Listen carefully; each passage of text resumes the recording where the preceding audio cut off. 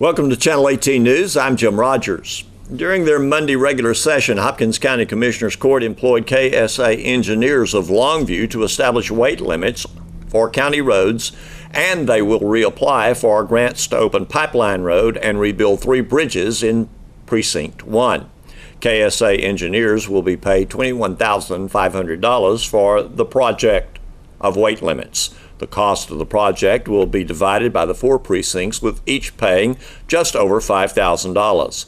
When the project is complete, the proposed weight limits will be turned over to the Texas Department of Transportation for final approval and implementation of the limits. Once approved by TxDOT, the next step will be for the county to hire a weight and measures officer to enforce the limits by tickets written and fines levied on county roads. For several years, Commissioners Court has wanted to have weight limits established for county roads due to heavy truck use. The need has become imperative, according to Hopkins County Judge Robert Newsom. Newsom said weight limits and permitting trucks for county roads is the first step that will lead to better roads in the county. Although trucks for agricultural use will be exempt, there are a number of heavy trucks on county roads that are non-agricultural based, such as concrete, wood, oil, and other heavy trucks. Newsom said that some roads on county roads would necessitate smaller carriers. For instance, concrete for construction could be provided by trucks under the weight limit, even though more trucks would be needed for the project. Deterioration of county roads due to use by heavy trucks has been a continual problem, according to Newsom. He stated that permits will be issued and county roads will see weight limits at less than 80,000 pounds. In other action, Commissioners Court will reapply for hazard mitigation project grants to reopen Pipeline Road and replace 3 bridges in Precinct 1. Commissioners desire to open Pipeline Road to enable a quick access to the hospital for emergency vehicles dispatched to the east side of the county, specifically Precinct 3 and parts of Precinct 2. The 3 bridges in Precinct 1 were not granted in previous grant applications. Hopkins County Fire Chief and Emergency Coordinator for Hopkins County came in to visit to remind us it's that time again to check the batteries in your smoke alarms. Not only check the batteries, check for the date on the unit of your smoke alarm. Let's hear more from Andy Inslee. We're a couple of days behind of getting back over here to you, and just reminding everybody that changed their clocks and didn't change their batteries to remember to do that this week, because it's very important that we do that twice a year on those smoke detectors. And a couple of things on there that people will not realize, and I didn't just till they kind of come out with this, that when you're taking time to do your semi-yearly maintenance on those, is to look when you take it down. If it's an older model and it does not have a date on it, you really need to replace those, because there's older technology in them, and you think they may be working fine, but now they make them to where they have a date on them and they're only good for 10 years. And if you have the type of smoke detector in the newer construction type homes that are hardwired in, yes, they do have electricity running to them, but they also have a backup battery to where if the electricity goes out, they're still functional. So you still need to replace them twice a year. Now, the smoke detector industry, they always throw curves for us, like putting the dates on them and things like that. And it's great to have, that kind of knowing that the technology is changing in that. But now they come out with one that you don't even have to mess with for 10 years. So all these years that we've tried to educate people on change them when they change the clocks. Well, now they got some, and these are the most recent out on the market 10-year type deal. It's all enclosed. It's got a little small battery that you can't even access anymore. So there's 3 types out there. They got the kind that just strictly runs off the battery. Those definitely need to be changed twice a year, time change. Your hardwired in, they need to be changed twice a year. But that one that has the 10-year battery in it, just be conscious what you have up there. And if it's got a date. If it doesn't have a date, remember we need to change them because they're over 10 years old. Technology's changed, and they're much better now. So change the whole unit if you don't find a date. Yes. On the unit. So you got to get the ladder if you have high ceilings, right, or whatever. Get up there and take care of this deal. Don't get used to that chirping sound. No, that's right. You know, there's sometimes that people, especially the elderly community, they can't get up on the ladder and things like that. Please give us a call at the fire station. We'll be glad to come out and help you with that kind of stuff. That's what we're here for. We're here to help you. We're here to promote safety, along with helping we have fires or things like that. That's what we're here for, is to help the community. And we'll give us a call. If you live in the city, I'm sure the city fire department would be glad. Sulphur Springs Fire would be glad to do the same for you as well. I hate to put that out there for them, but they, it's what we do, and that's one of our jobs. If you got a concern that your smoke detector's not working correctly, or we'll come up there and we'll help you, because we realize getting on a ladder is not sometimes the safest thing in the world. If you're not confident on a ladder, we definitely don't want you up there and have a fall. So I'd hate for someone to tell the Hopkins County EMS when they come to pick them up after they fell off the ladder, well, the fire chief said to get up there and change his battery. No good deed goes unpunished. That's right. It does come true. Well, besides checking the batteries in our smoke detectors, and in general, the whole smoke detector unit, as you mentioned, what else do we need to be aware of this time of year? Well, it's getting time for people want to go outside and clean up and burn their piles out in the county. That's something you can't do in the city. You're not allowed to do any outdoor burning in the city. But in the county, in the unincorporated areas, you are allowed to burn when it's safe to burn, as such as we're no fire bans on. We've had plenty of rain, and that's been a very blessed thing, that all the rain we've gotten. But as you're out there, try to concentrate. I know you try to want to get it all done at once, but if you can have smaller piles instead of the larger piles, that's a great help to us. Remember that you can really only burn what is grown on your property, such as wood, from trees, limbs, things like that. That's really what you're legally allowed to burn on your property out there. Now, once you get to burning, make sure you got to have a clear path around it. You don't have a lot of things nearby, such as your house, and you would be surprised how many people set a pile right next to their house and light the pile on fire, and then the next thing you know is trying to go to the side of their house. And it's just, common mistakes that happen. I mean, we get a little bit sidetracked and think, well, that's far enough away, and really it might not be. Be conscious of your wind and your humidity level. If it's over, going to look at the weather for the day, if it's going to be a 10 to 15 mile an hour with a 20 mile an hour gust, that may not be a great day to burn. And we hear that a lot of times, well, the wind was blowing really good, that helps my pile burn. It really does. But it also helps you burn your neighbor's place up too. So that's something that you really want to be conscious of, the wind and humidity. If the humidity gets in the factor, the critical point is once it gets below 21% humidity, we're a tinderbox out there. Everything burns. So if it falls below 20, if 21 in that area, in the low 20s, I wouldn't even try to attempt it that day, especially when you got humidity is low and your temperature outside is, nice out there, and your wind. Those are factors that can really let a fire get out of control real quick. So have a water hose handy. If you're away from a water hose area, if you have a sprayer rig that might can go on an ATV or a UTV, that's great to have. Also, if you don't have those capabilities, a 5-gallon bucket of water works really great too. Another great idea I heard yesterday is a gentleman coming by the fire station let me know that he's going to burn today. He says he takes one of his buckets on his front end loader and fills it full of water, and he has it on standby in case the water gets out of hand. Plus, he has a disc already attached to his tractor so he can plow a line around it if the fire does get out of control. So those are some good tips right there. The best tip is please give us a call when you're going to burn. If you're going to burn outside, whether it's small, big, or whatever it might be, if you can call the Hopkins County Dispatch, and it goes right to the 911 center, but it's not a 911 number, and that number is 903-438-4040, and it'll be a teleprompter telling you which one you want to talk to dispatch. Okay. And it's 903-438-4040.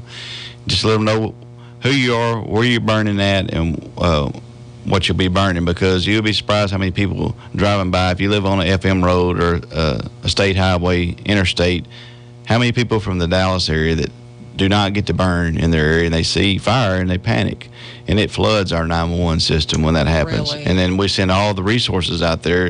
When you're burning, you're intentionally burning. You're trying to clean your place up, and that's fine. We all do that. So just keep that in mind, because that keeps us from dumping unnecessarily. And you tell them when you talk to dispatch, if I call you, send someone, please. If you don't hear from me, then someone just driving by that don't know what I'm doing out there. And the most important thing is when people don't see anyone standing around it, that's when they get nervous. So please attend your fire while you're out there burning. Make sure you're with it or within eyesight of it, so that you might have to go in the house for a minute, but where you can look out your window, you can see the burning. But most important, stay with it as much as you can. Okay. And that's just some good tips. Just have a good water source supply ready. Well, I know people would never mean to, but once in a while when you're cooking outside or grilling, an accident can happen. Sure. And a little bit of fire can get away from you. It can. And then that's a good point. We had a house fire out in the county not even quite a year ago, and it was from a grill that was left. It was a little bit in a disrepair. It had a little bit of maintenance issues where it had been used quite a bit, and the bottom of the barbecue pit had rusted out, and pieces of the charcoal had fallen out, and it set the grass on fire, and it wound up setting the carport on fire, and they had no idea their house was on fire. They were still in it. So that's something to keep in mind. I know we want to get all the use we can get out of things we buy, and I do the same thing, but when it gets in that kind of a disrepair, just be mindful that can lead to burning your house up. They never intended for that to happen, but that's what happened to them. Sure. So, and then unfortunately it destroyed their home over a bottom of the barbecue pit being rusted out, and just a simple piece of charcoal fell out on the ground instead of a grass fire. Fire is so destructive and so unfortunate when that happens to us. Right. If you really have not ever undergone a house fire or a business fire or something devastating like that, it's really hard to let someone else know. Right. How much fright that puts into you to even think about someone getting themselves in danger. Yes, and the gentleman I spoke of yesterday talked about the front end loader filling it full of water, and that did happen to him at another state he lived in. He said that he won't burn at night anymore because of the fact of he had some small piles, left it unattended, and he woke up in the middle of the night, and it wound up burning about 2,000 acres over that. So he said now he's very conscious of it. We see it every day on our side of the house of the fire department, because we see destruction and we see where families' lives get torn apart, and that's the sad part. And a lot of times it's preventable. It's very preventable by taking a few quick step measures that I mentioned just a few moments ago of taking, and you would believe how far that goes. And one thing about it here in Hopkins County, we're a lot of safety conscious, residents here, and that's great. And but there's times that mistakes happen, and that's what we're here for, is to be there for you when we can come and help you out and get you over your disaster and get you in the right direction. Well, each time you come in or we see you in the community, I'm always impressed with how approachable you are as fire chief, and how your department are individuals who love helping our community and helping people. Well, thank you very much. I very appreciate that. One thing before I go, I'd like to talk real quick about the severe weather coming up in these next couple of months through March, April, May. Just be mindful of the weather, how the weather can change so fast on us here in Texas. And, Saturday night we had some severe thunderstorms, but it was nothing. What I do is, also being the emergency management coordinator for Hopkins County, I watch the weather. I watch the weather a lot. I was up most all Saturday night watching the weather. We watch it in the 911 center, and I have other people that also help watch it.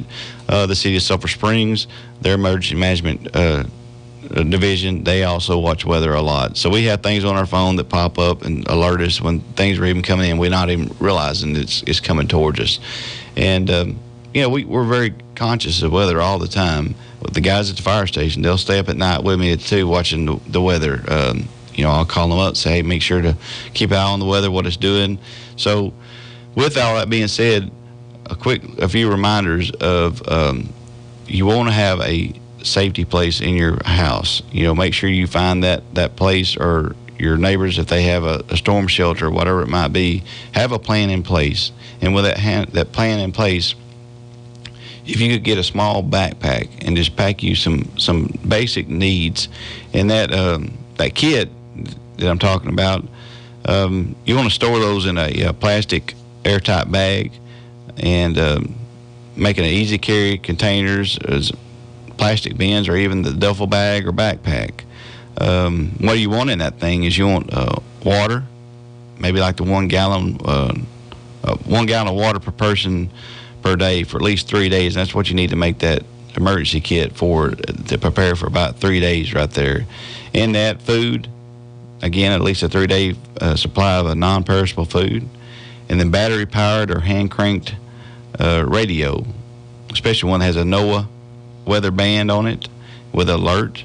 Those are really inexpensive radios that you need to have around your house. They will only go off if they set the emergency alert off on it with a notification of what to do. Flashlights, first aid kits, extra batteries, a whistle to signal for help, dust mask to help for filtering contaminated air, and also duct tape in a plastic sheeting to shelter in place.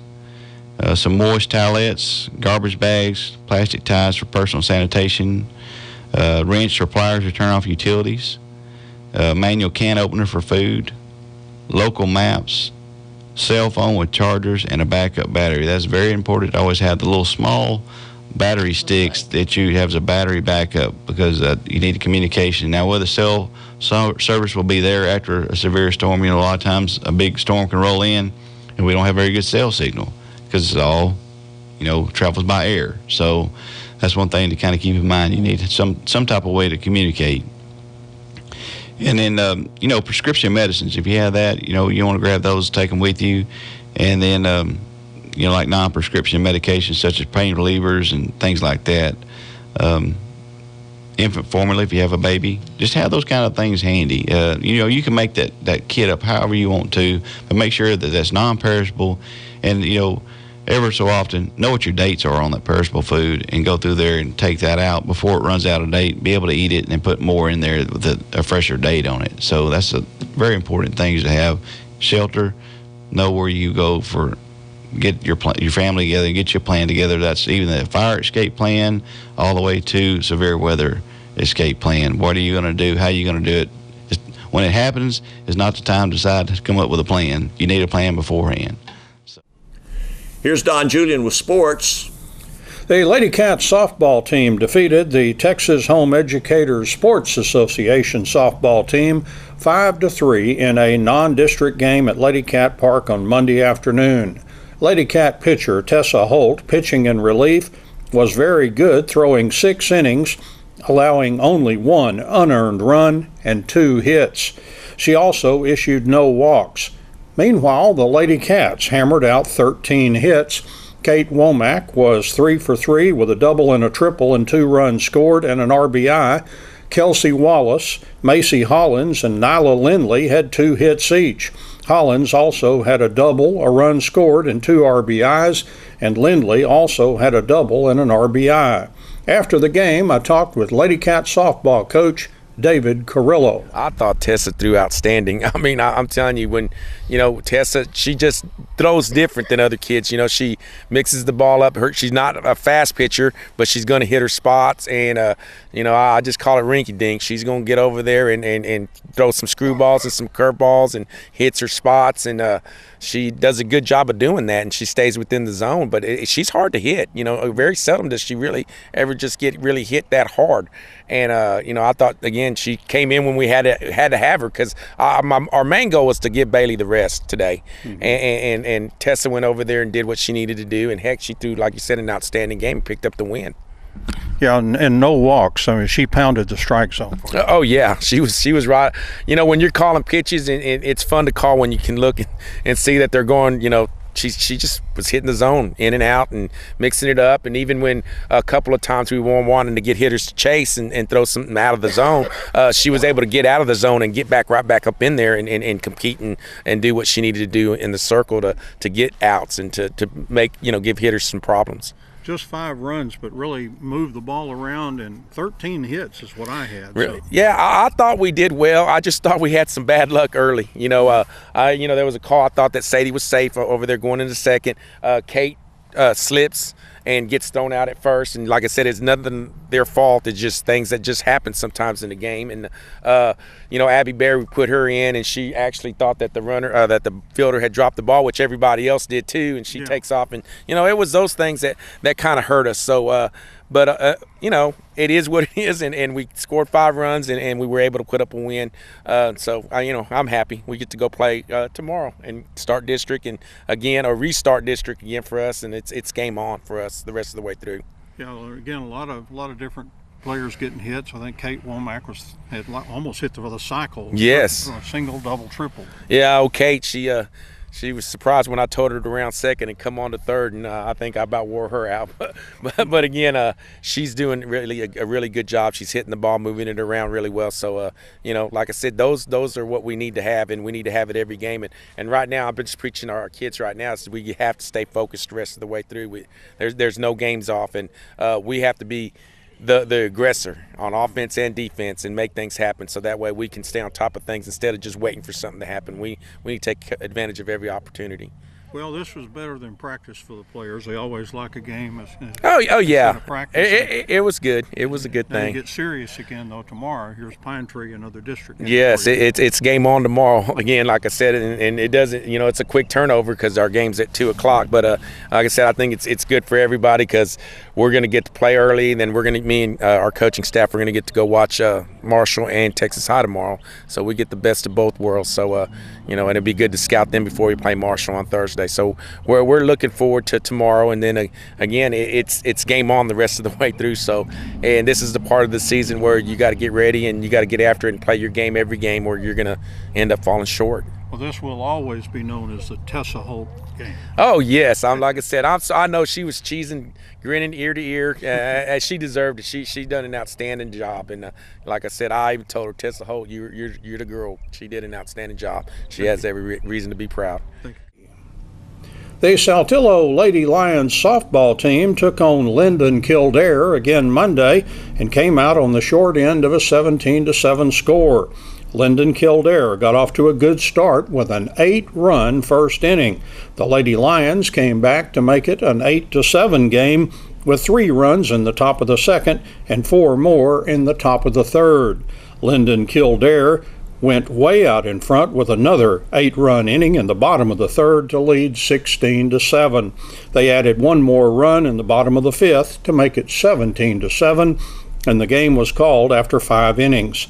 Lady Lion pitcher Chandler Bain got 6 strikeouts. Madison Simmons and Bain went 3 for 4, and Bain also hit a triple. Tori Mobley and Paisley Kastner were both 1 for 2, and both also drew walks. Jordan Sestair had 2 walks, and Christy Gurley and Anna Reeder each drew 1 walk. The Lady Lions will be opening district play at home against Rivercrest on March the 20th. The Wildcats and Lady Cats track teams competed at a meet in Gilmer last Friday, and we hear how the teams did from first Wildcats track coach Matt Young, and then from Lady Cats track coach Tristan Abram. Yeah, the East Texas Junior Olympics. It was a really competitive meet. Gilmer hosting it. Carthage was also there. Paris, Pittsburgh, just LA, some really the best of the best in East Texas. Basically every event, or especially every race, you're probably competing against somebody who's going to go to the state track meet. It was great for our kids. I thought we came out of the field events really solid. In high jump, Landry Tyson got second, clearing 6'4". Jeremiah Rowland got first. He also cleared 6'4". So having 2 6'4" guys right now is really exciting to be in that position. In triple jump, Carter Monk went 42.6 and got second. First time he's been in the dirt with the jump. He's been dealing with a little bit of elements. And then with the elements, we haven't been able to get in the dirt. So super excited where he started off. 42.6, legitimate jump anywhere you're at. The guy that won it went 45, the guy from LE. So we got to see that kind of competition he's chasing after. Shot put, Ian Blanche threw 45. It's where he finished the year last year, which got him a top 4 finish at district. So really pleased with that, getting second. Logan Ch.18 got 5th in discus at 110, scoring points for us. And we also had a couple of 19-foot long jumpers. We got kind of a plethora of guys were working at long, so it's great that we were able to get in the dirt there. And just kind of pleased how that started off field event wise. Excited what we have going forward. Our distance runners went and ran at the Lovejoy Distance Festival, so we didn't get really a whole lot out of our distance guys. We moved some JV guys up to varsity, brought some other guys that don't normally get to go, and had some good runs, but didn't score the points that we're used to. Our 4x1, a little bit disappointed how they got to stick around. Our handoffs were a little bit slow. I believe we ended up 5th in the 4x1, going Andy Edens to Simeon Taylor to Damian Dugan to DeCorian Young. I thought Andy and Simeon had a better handoff than they did before and ran well, but we can still make an improvement in it. We got into the 110 hurdles. Colin Wade, K-Row, took a 3rd, ran a low 15-1. Or 15-3. Sorry, he went 15-3. Landry Tyson got 4th at 16-1. And both those guys really pleased and excited about what they're going to do. When you're running the 15s, like K-Row is and Landry's on the verge of, that's something to reckon with. That gets you out of district. That scores big points. In the 4x2, we ran really well until we had a bad handoff on our last exchange. We were in the mix with the likes of Carthage and those guys, and that's tough for us to do. And so Bryce McQueen to Andy Edens to K-Row to Simeon Taylor, we're starting to put the pieces together on that 4x2 and look for it to score as we go forward. 300 hurdles. Ryan Humphreys played a baseball game that you probably went and did an interview on, and got in a car, made his way to Gilmer, and got out of the truck, warmed up. 15 minutes later, ran a 41 flat and won the 300 hurdles. Came back and beat Savage, who had beat him the week before at our meet. They kind of got a battle going this year. We're at the same meets all year long till district. And so that was exciting. Landry Tyson was running a great leg. Actually was ahead of Ryan through 5 hurdles. Ended up falling. Broke his wrist. He's in a cast. And we were afraid it was going to be a big setback, but he's clear to do everything track-wise. So we're really looking to see what he runs the next time in 300s because of where he was with Ryan at that point. The 200-meter, Simeon Taylor won the 200, ran a 23 flat. Very impressive run for him to win that race there. And then in our mile relay, we had some solid legs, but we're still working on piecing it together. So we finished up 5th in the meet, which isn't great, but we had 77 points without our top distance guys, which I look at us being up over about 105 if they're there, and that puts us in about 3rd at that meet. And so I'm really excited about what might be possible with this group. We're still piecing some things together. I think we still have some 400 runners that are going to help us. I think that we're going to be able to get some points in the 100, and then our field events are going to continue to get stronger. And so just really excited. We've got a great group here on spring break that are giving up their time to get better, running some old school bleachers, working on getting the knee up, toe up, and then we'll come back after the break and go run at Lindale. When's that? That'll be Thursday the 20. That'll be the Paris meet on Thursday the 22nd. We have it first, and then Lindale the following week. So it's a fast track season. We got Paris, and then turn around the next Thursday Lindale, and then the next Wednesday's district. So it'll be here before you know it. It is always a tough meet. This year we placed 3rd overall.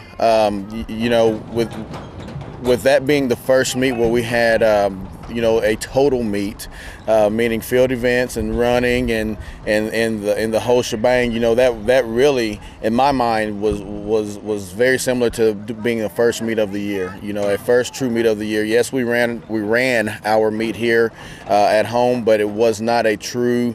Hey, we have to sit around all day waiting for field events to be done and then get out and run and get points there. So with that being said, placing 3rd in that meet is really an accomplishment. You're running against some of the best in East Texas, and it was once again the first time that we pretty much put together a true event-filled day. So I'm pleased with what we came out with. Of course, being a competitor, I want to win. I want to win it all. I don't like being the second loser, so therefore the girls have heard that a couple of times from me, and they don't like it, but they understand, that the bar was set high. It's been set high. We progressively as a program gotten better each year.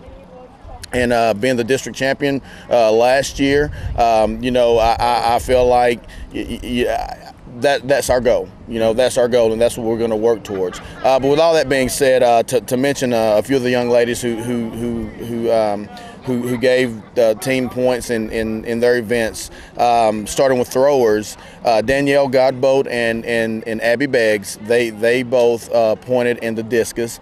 Those two young ladies, again, did a great job. Last week was actually the first week that they were able to get outside and throw consistently for a week. So I was pleased with them and what they did in the discus. In long jump, Amani Taylor placed first. She placed first in the long jump. And Nasiah Dugan placed fourth in the long jump. So I'm pleased with those two young ladies. Again, that's two young ladies that we have not been able to get out in the dirt because it's been wet or for some other reason, we just couldn't do it. But I was pleased with them in the way that they jumped and in the distance in which they jumped. Amani jumped a little over 17 foot, and that's really good considering that was really her first time to truly compete and get out in the dirt. Nasiah went 16 foot, and again, I'm pleased with her. She last year was the first time that she really picked up the event and started getting into it, and so I'm pleased with what she did and how she ran. Oh, I'm sorry, how she jumped. In the high jump, Amani placed second in high jump. As a matter of fact, she tied for second in high jump, and she hadn't high jumped in 2 years.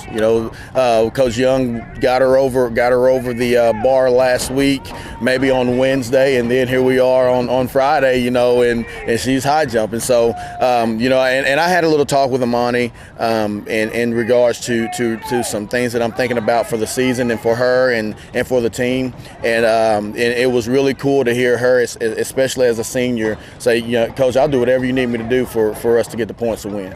And with that being said, I did not triple jump her on Friday, but she's going to triple jump probably at our next meet, and she may end up being somewhat of, if you want to call it, a jump specialist for us. I mean, if you've seen her turn flips on the basketball court or the football field, then you might understand why I'm requesting that of her. But she's a really explosive young lady that I really think can help us and bring in points in field events as she's done in the past. The past 3 years in her track career. And then moving on to the running, we did not have Sydney Washburn. Sydney ran in Lovejoy, so those distance points that we typically get with Sydney, we didn't get those. But with that being said, she with her going over to Lovejoy, and I'll go ahead and talk about her a little bit. With her going over to Lovejoy to their event that they had on Saturday. I know she didn't place where she wanted to, but she did end up being, in one race maybe the top 15 as far as competitors, and then another maybe the top 20 or top 25, and that's running against the best of the best in the Metroplex.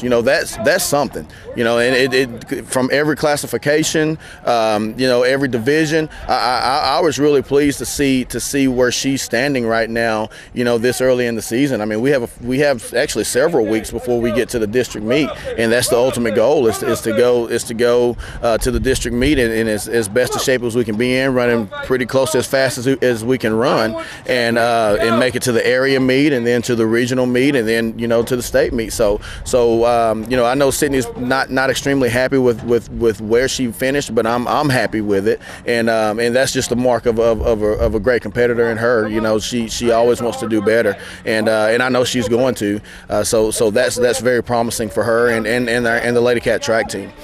We did run a 4x1. That was the first time we ran a 4x1 this season since last year. We have all 4 young ladies coming back.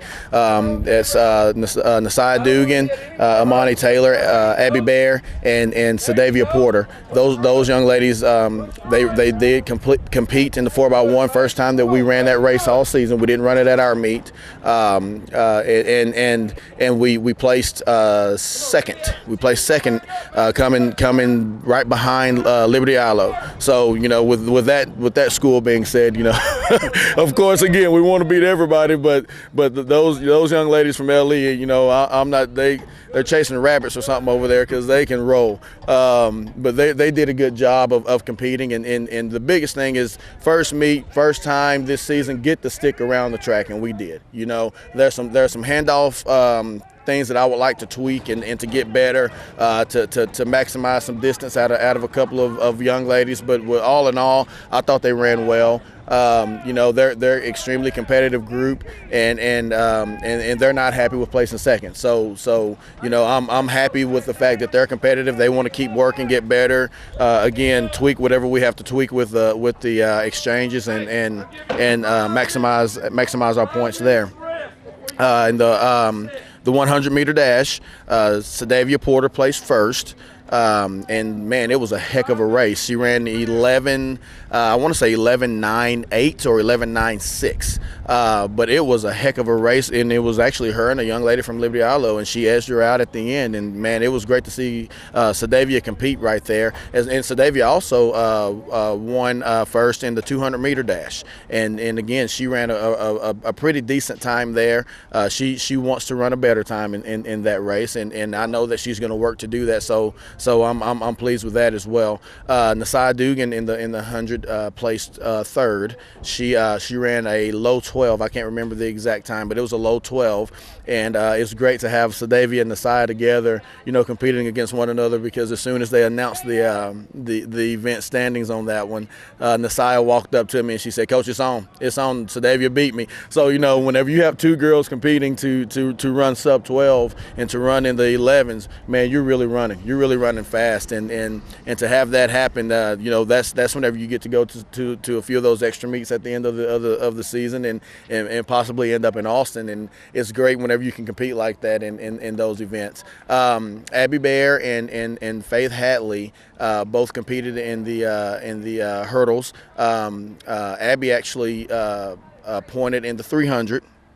We didn't have as great of a showing in the 100 hurdles as we wanted, but that's again that's Abby's first race or first meet of the year. Faith, Faith had a great race going in the 100-meter hurdles and stumbled over maybe the 3rd flight of hurdles, and it kind of slowed her down. But with those 2 young ladies, I'm expecting some really good things out of them in the future of this season and bringing in points. But Abby pointed in the 300 hurdles. I believe she came in second in the 300 hurdles, and it was a really good race for her. It was good to see her grit it out at the end and compete with a couple of other young ladies that was running the race with her. And with all that being said, with the points that we brought in, we brought in enough points to place 3rd in the meet, and I'm excited that I know that we have some competitors that are going to keep working hard and that are going to do whatever they need to do, whatever's asked of them, in order for us to be competing for the district championship again, which is again ultimately the ultimate plan. Thanks for watching Channel 18 News. Have a great evening.